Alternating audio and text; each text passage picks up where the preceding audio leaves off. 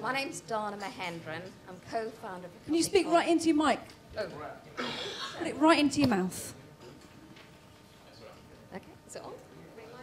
Can you hear me? Yep. Oh, okay, cool. Okay, my name's Dhana Mahendran. I'm co-founder of a company called Citizenguild with Paul Bay, my partner. Basically, I'm a business mentor. I work with lots of different sections of business, including music. I have worked with record label Virgin. I know I should put it cross-edged. And also with music management companies like Hyperactive Music Management. So I kind of know a lot more about the old school music industry than the new school. But I have to say, I found it really refreshing listening to the panel just before, because it's nice to see that, unlike normal corporates, there are people out there who want to make something which is not always economic, financial incentives. And in a way, I think that actually knocks the old corporates, and that's good, in my opinion. We need to knock the old business structures and models. So that's me, Donna. Okay, thank you, Donna. Paul, tell us about you. You haven't really told us about yourself yet, and your areas of expertise. Okay, so marketing, a bunch of ad agencies. Then I was at Levi Strauss for Europe, Middle East and Africa, looking after their consumer communications and stuff. Did a lot of stuff with music. Had to negotiate with Matthew Knowles. Oh, that was funny.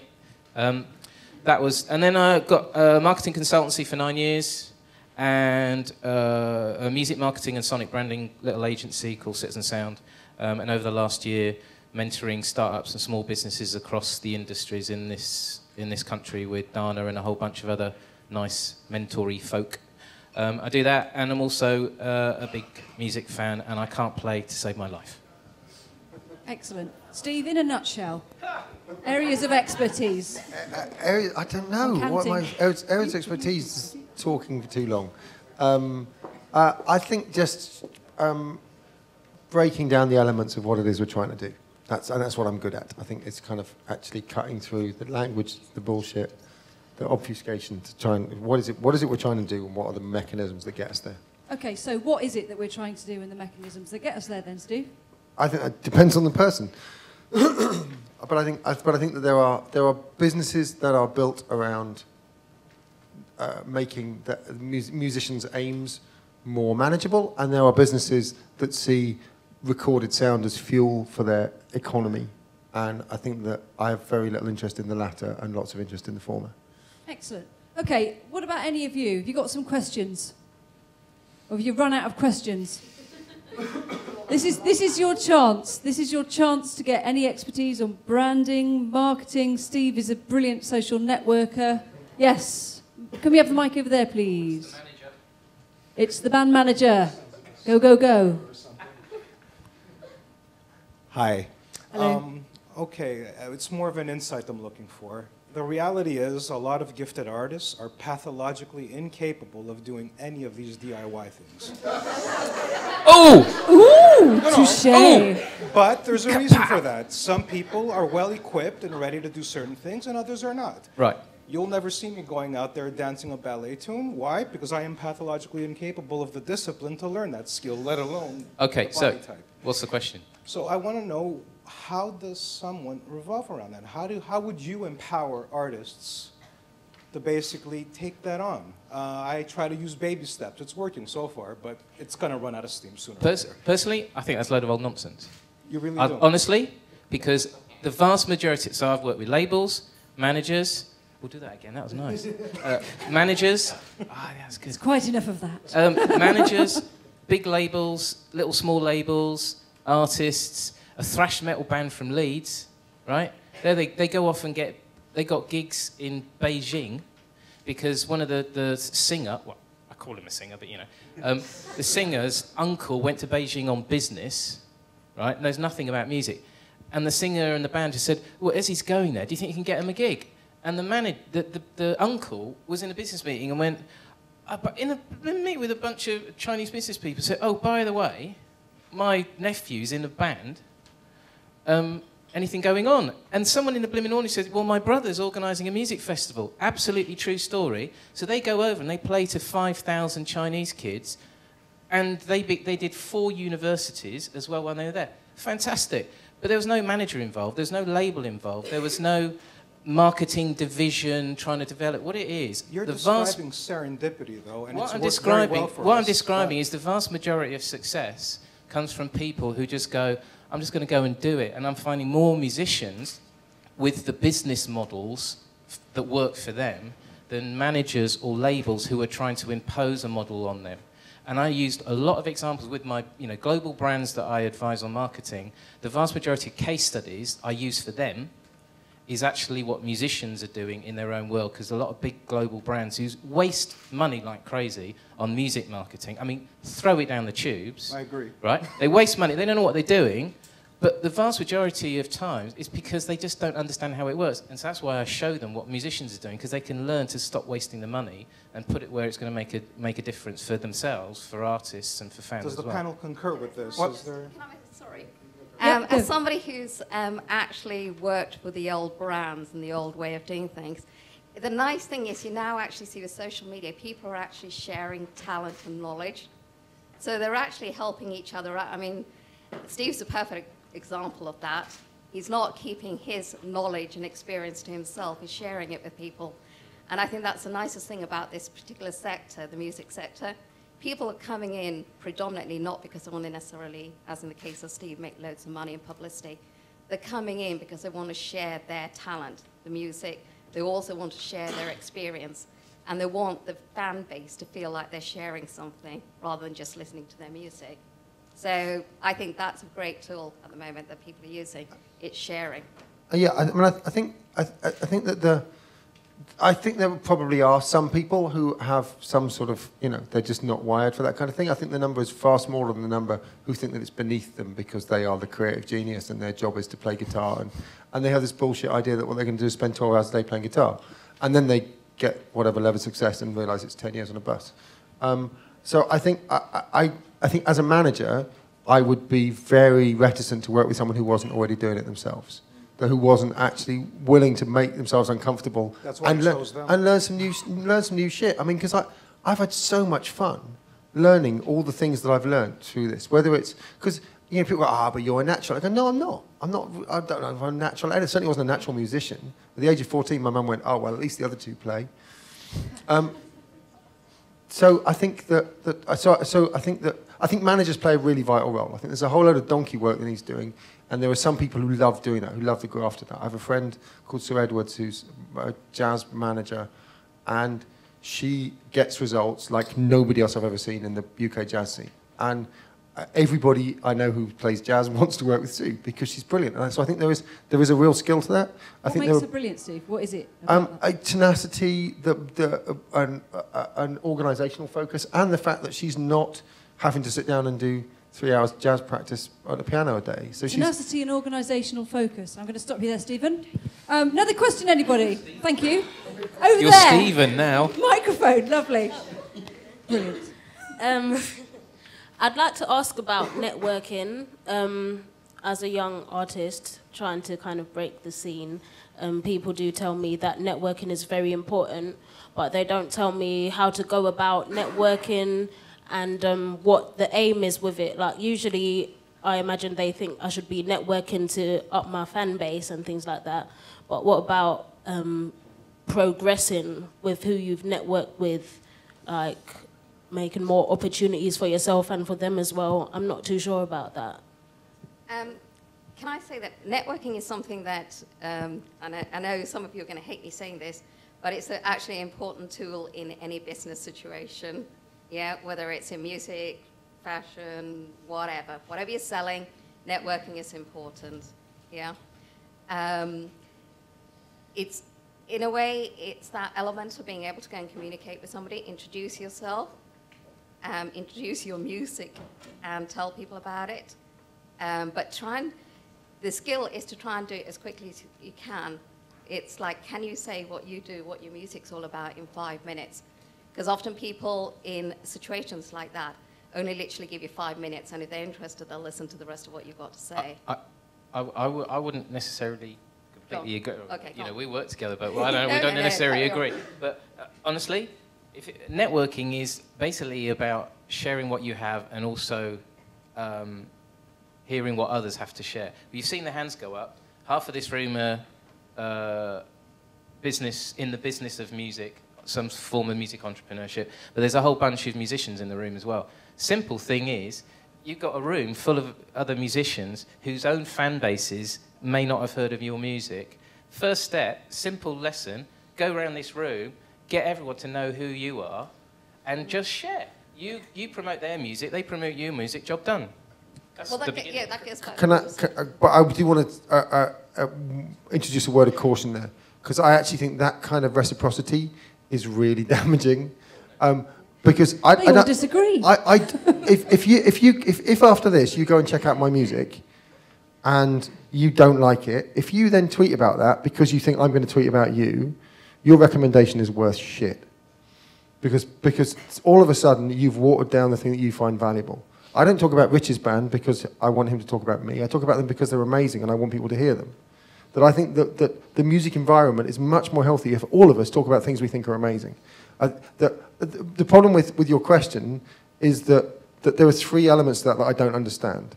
Break, the scene, and network. I don't know what any of those things mean. I don't know what the scene is. I don't know what breaking into it would involve.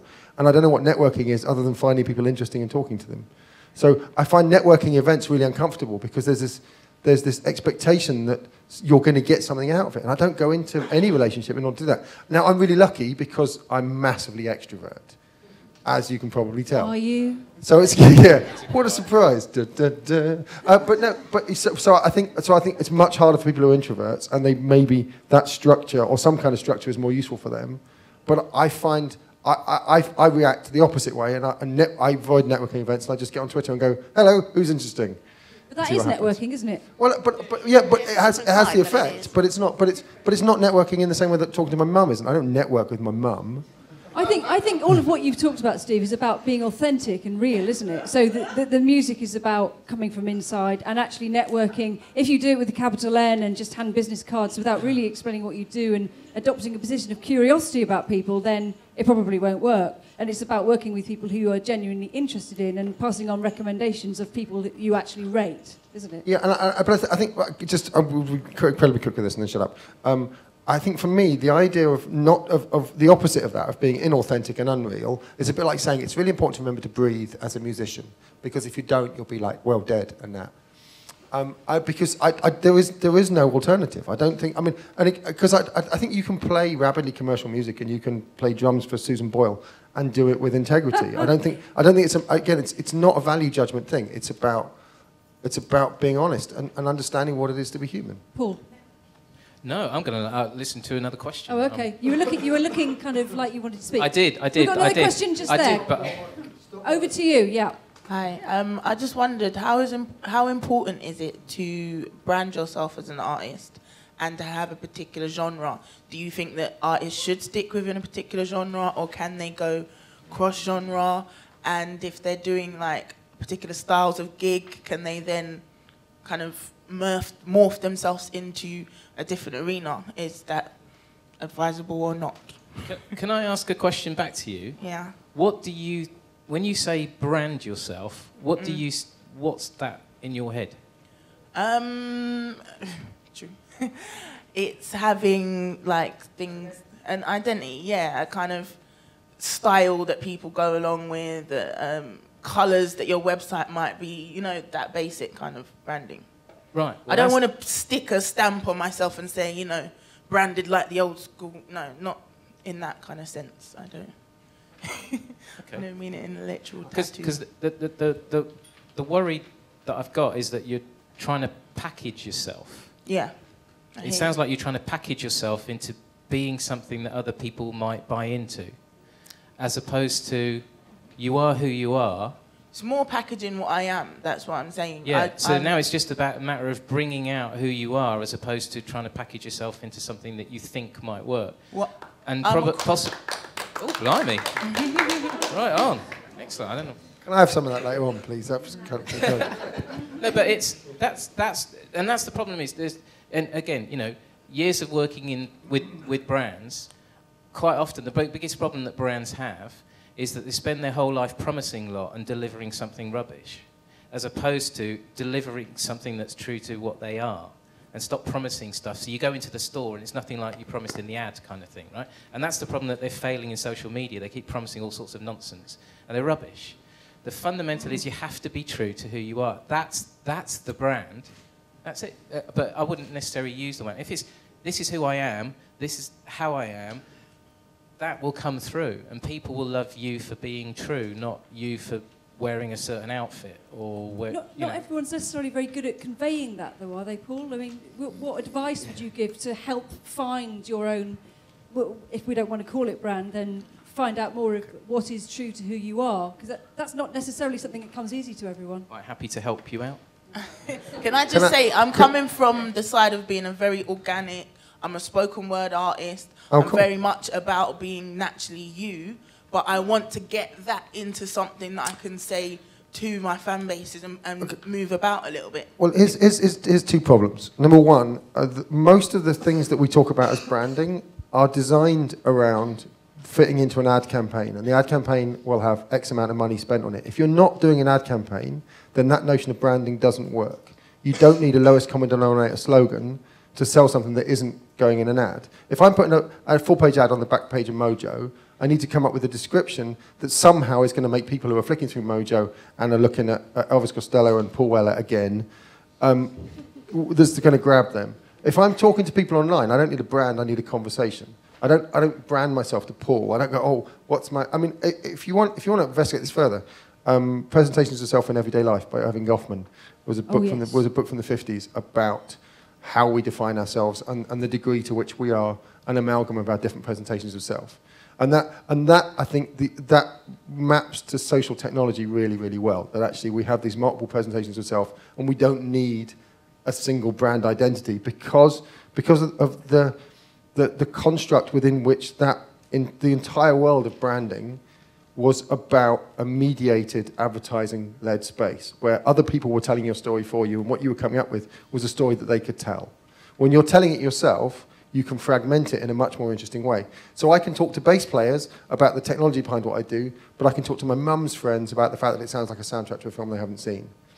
And I don't need to come up with a sentence that encapsulates both of those, because if I try and do that, I'm going to sound like an idiot. So, the other thing that's worth noting online, and this plays into the points earlier on about saturation and noise and all that kind of bullshit. There are no superlatives that will make you stand out from everyone else who says they're the best. No one is the third best blues guitarist in Guildford. They're all the reincarnation of Stevie Ray Vaughan, even though when you hear them you go, no, that's the third best blues guitarist in Guildford. Everybody's amazing until you hear them. Everybody's a genius until you actually hear them. So describing yourself in terms of brilliance doesn't work. Having an interesting story will draw people in no matter what you do. Paul, what were you going to say about branding? Thank you, Steve. What would be your approach to helping an artist about their brand? Well, I know it's a cop-out, but it really does depend on the brand. That bunch of thrash metal kids from Leeds, their problem is all of a sudden they got a big fan base in China, but they live in Leeds. So their biggest problem was how to afford the ticket. So they just needed, how can we get some money to go back and play in China? The other slight problem is that they had all this fan base, but they hadn't tracked it, they hadn't kept it going, so the fan base started dropping off, so that it fell apart. And their manager didn't have a computer, because her job was to drive the van. So there was a band who could have broke. So my advice it really just depend on the position that the individuals are. So for instance, spoken word artist, there's another genius spoken word artist, Kate Tempest. Right? For me, the absolutely undiscovered treasure of the UK, by far. Stunning. Got a lady at the front nodding as well.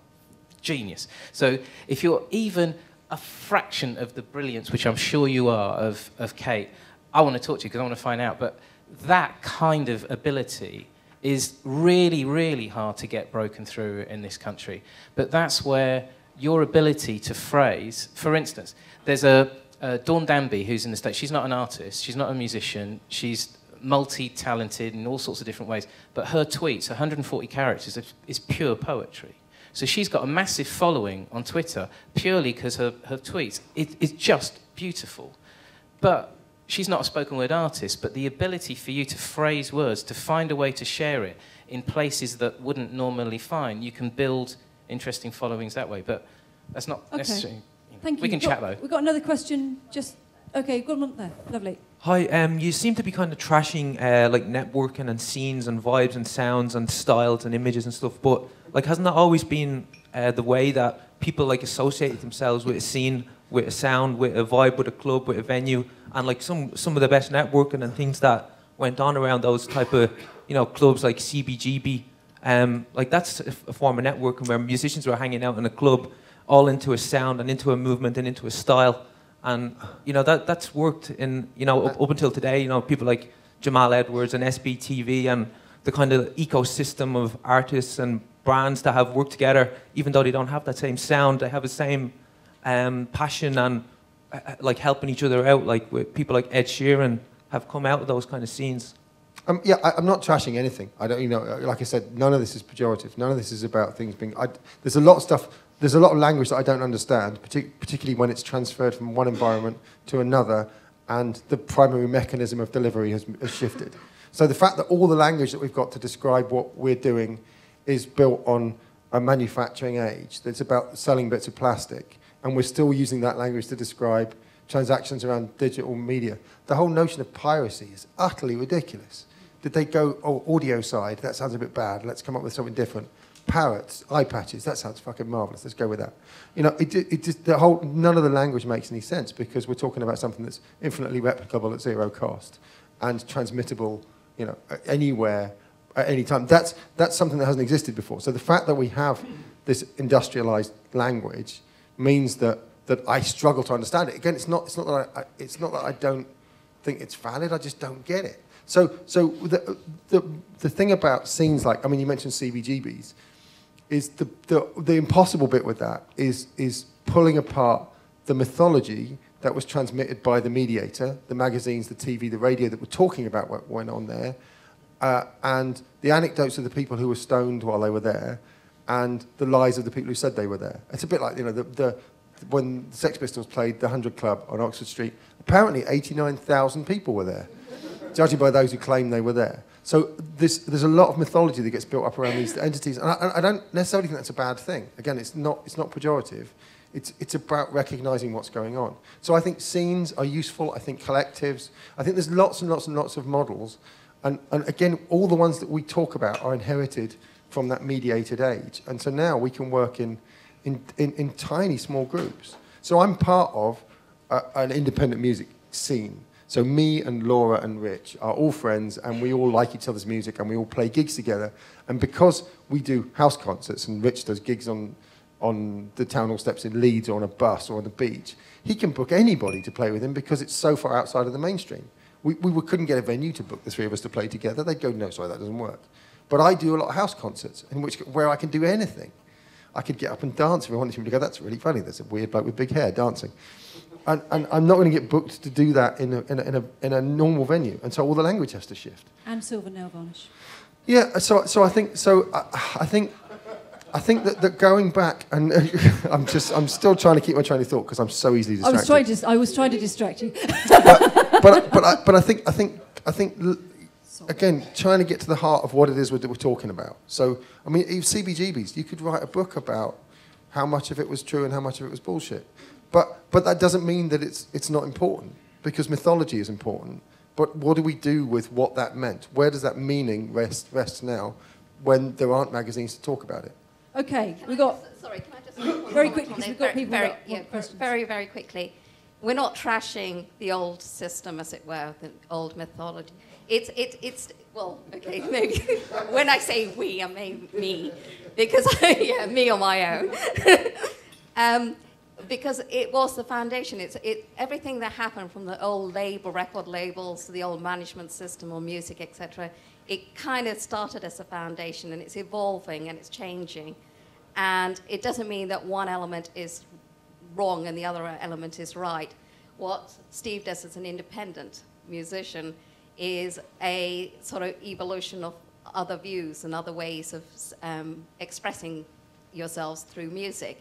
To me, the bands that are set up by Simon Cowell they're no worse or no, you know, they're not wrong. That's one element. And the independence, like Steve, is another element. You can't say one is wrong and one is right. Okay, we've got a question over there, and then over there. Yes, I was just gonna, you know, coming back to something that kind of Stephen brought up, and also this lady brought up here. So I think it is really hard for a lot of artists to try and find something that they feel is kind of coherent about themselves, because as an independent artist, you might not want to brand yourself, but you want to have a coherent sense of self that you can portray. And one of the things I thought was really interesting, and you might have an opinion on it, I'm sure you will, is that, you know, mining the kind of other creative people that you know. So, for instance, like yourself, you might know people that, you know, I don't know, like make websites or things like that, and asking them, you know, what is your, you know, people that you feel know you well, what is your vision of me? And then kind of like working with them to bring that out. Because I do think, and especially with, you know, working with a lot of different types of artists, that having a coherent visual element, you know, it's something that makes it much easier for fans to kind of recognize you, and, you know, you give yourself that little hook that people sometimes need. And I don't think that branding itself, you know, maybe that's the wrong term to use, but I do think that, you know, even if the language could change, maybe just thinking around the topic and what people could do. Absolutely. You know. Absolutely. Yeah, I think, so I mean, Rich's band, Hope and Social, have uniforms that they wear on stage. They're tremendous. Laura has an incredibly strong visual identity to what she does. I have silver nails and crap clothes. It's kind of part of my thing. It's my shtick. I just look like a homeless gay wizard. That's my vibe. And so it's not that those things. But it's not a brand. I guess. I mean, it might function as that from the way that someone looks at it from outside. That's the point. And that, yeah. But the idea that I'm constructing it in order to meet someone else's notion of how that should work. Well, I think using yeah, exactly. I don't think brand has in itself, you know, it's not written in the word that you're having to do something for someone else.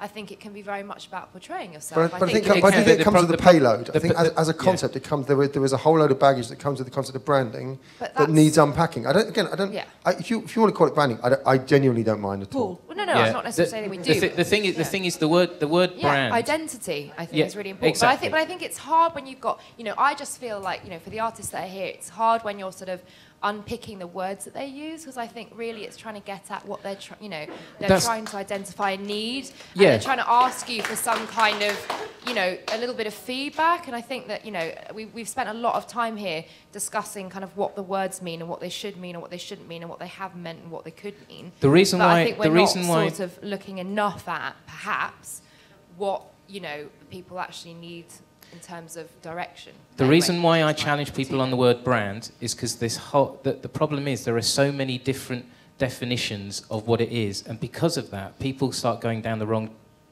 track. Whether it's what is brand, what is marketing, what is promotion, until you get, and I'm sorry you don't want to hear me question people's definition, but the reality is, until you strip it all back and get to truly what people are looking for, you can't deal with the problem. Because otherwise, I've been in so many flipping meetings, someone saying, this is what I need, you find out actually that's not what they need at all, they need something completely different. Okay. Sorry, we're going to move on and have the last question over here, and I promise to get them all to give you some advice, okay? Thank you very much.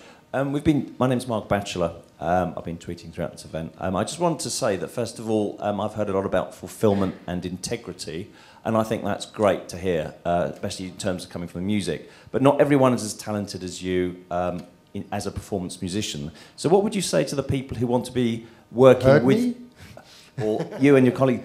What would you say or what advice would you give to the people who want to be involved with you as musicians, who are passionate about music, but aren't musicians themselves? How would you like them to get involved, be it even sort of helping you to manage the day-to-day stuff or the promotion stuff? What would you like? Let's start with a blank sheet of paper, because I think that'd be really interesting for, you know, some of these aspiring people who are very committed to the genre, I'm not going to say industry, but want to get involved and work with you guys.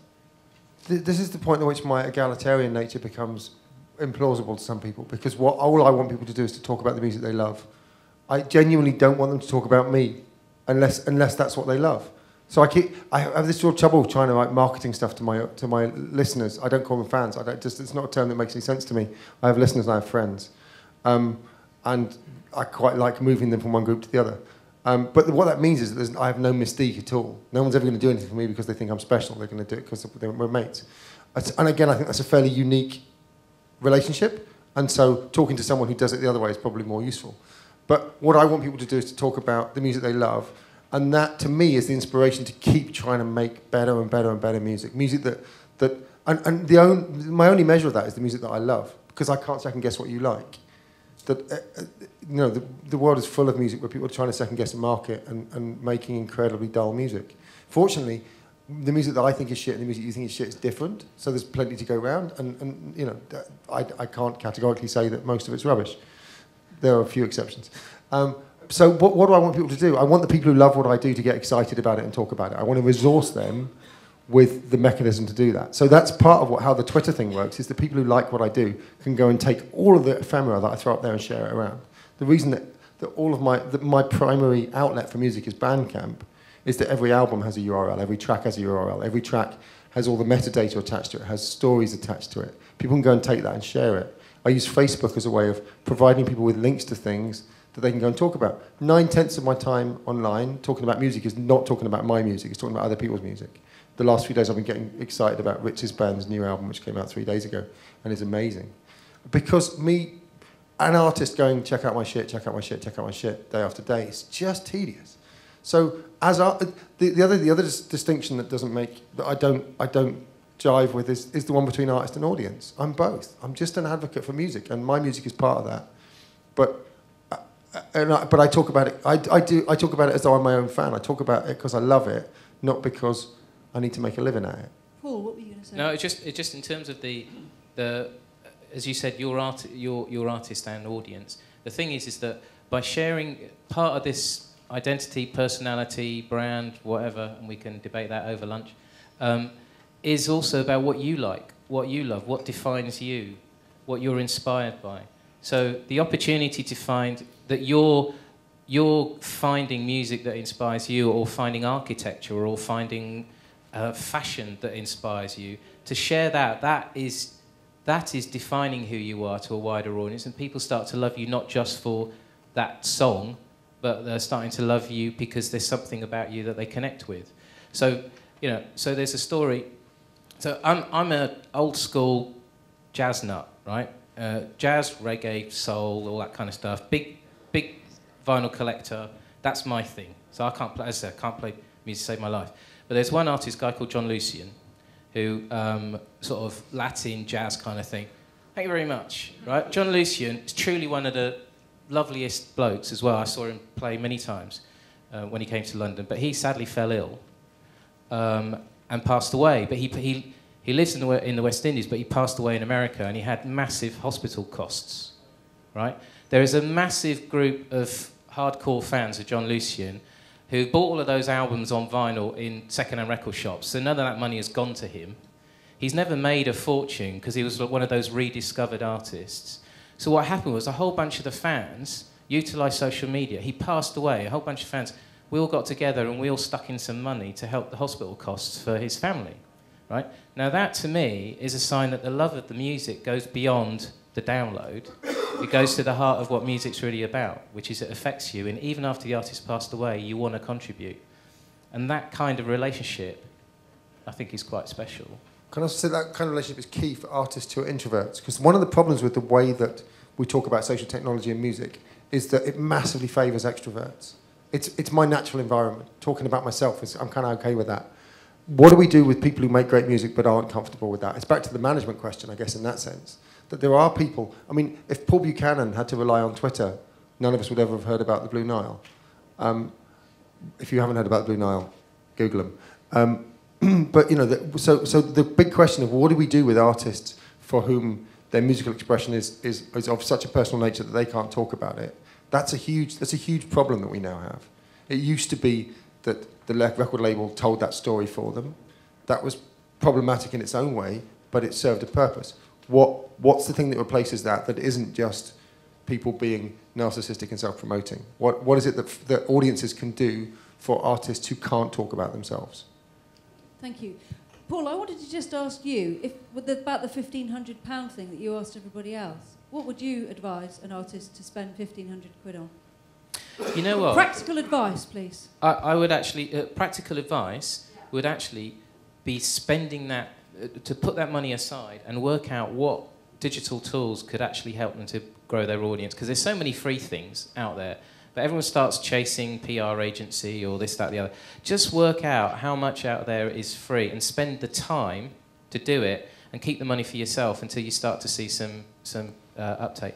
There's a lot. I just don't think that there's a number of artists I come across who are just not doing enough for the legwork, and that's all I would say is that everything involves legwork, testing, trying. So I would actually hold the money back for a rainy day.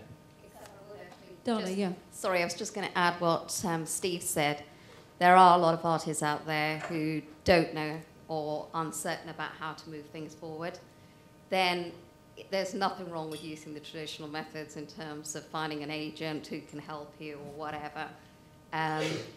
Not everybody is as outspoken, as independent as Steve and Rich and the rest of them. So, and in terms of what Paul was saying about branding, he's right. Branding, particularly in music, the brand is you. It's whether people love you and your music. And it's not something you clearly define, but it will evolve, and people will recognize your voice immediately, recognize your style of music, and that will be your brand. And it will happen over time as you perform, the more people get to hear you.